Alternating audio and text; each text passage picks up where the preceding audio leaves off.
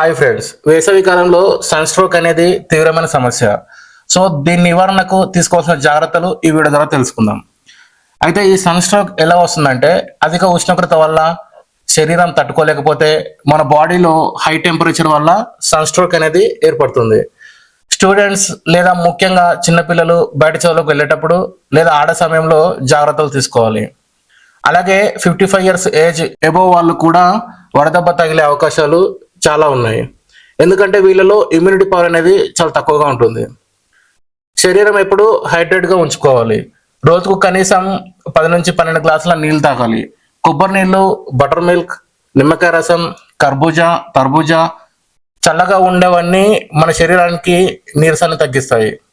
So maximum 40 degrees ఎండ ఎక్కువగా ఉన్న టైంలో బయటికి వెళ్ళొద్దు. మార్నింగ్ 11 నుండి ఈవినింగ్ 4 వరకు చాలా వేడిగా ఉంటుంది. ఏదైనా పని ఉంటే పొద్దున లేదా సాయంత్రం చేసుకోవడం మరీ మంచిది.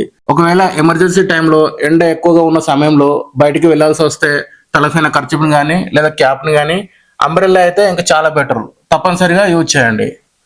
సో వెళ్ళేటప్పుడు వాటర్ బాటిల్ని కూడా క్యారీ చేయండి. మానసిక ఒత్తిడిని కూడా తగ్గించుకోండి. అలాగే తేలికపాటి డ్రెస్లను ధరించండి. ఎక్కువగా వెంటిలేషన్ కలిగే డ్రెస్లను వేసుకోవాలి. మసాలా, ఆయిల్ ఎక్కువగా ఉండే ఫుడ్ను తీసుకోకూడదు. నాన్ వెజ్ని కూడా చాలా తగ్గించుకోండి. ఒకవేళ మీ బాడీ డిహైడ్రేషన్ అయితే వెంటనే ఓఆర్ఎస్ని తాగండి. అలాగే సమ్మర్లో వాటర్ ప్రాబ్లం కూడా చాలా ఎక్కువగా ఉంటుంది. వాటర్ ఎక్కువగా వేస్ట్ చేయొద్దు. ఒకవేళ వేస్ట్ వాటర్ ఉంటే చుట్టుపక్కల ఉండే చెట్లకి నీళ్ళు పోస్తే చల్లదనం అనేది ఉంటుంది, నీడ కూడా వస్తుంది. అలాగే ఇక్కడ మెయిన్ ఇంపార్టెంట్ ఏంటంటే ఇంత వేడికి మనకే ఇలాగ ఉంటే పక్షులు, చిన్న చిన్న జంతువులు కూడా ఈ టెంపరేచర్కి చనిపోయే అవకాశం ఉంటుంది.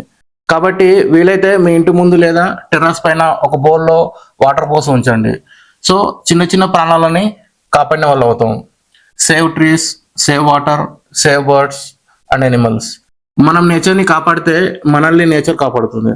Thank you.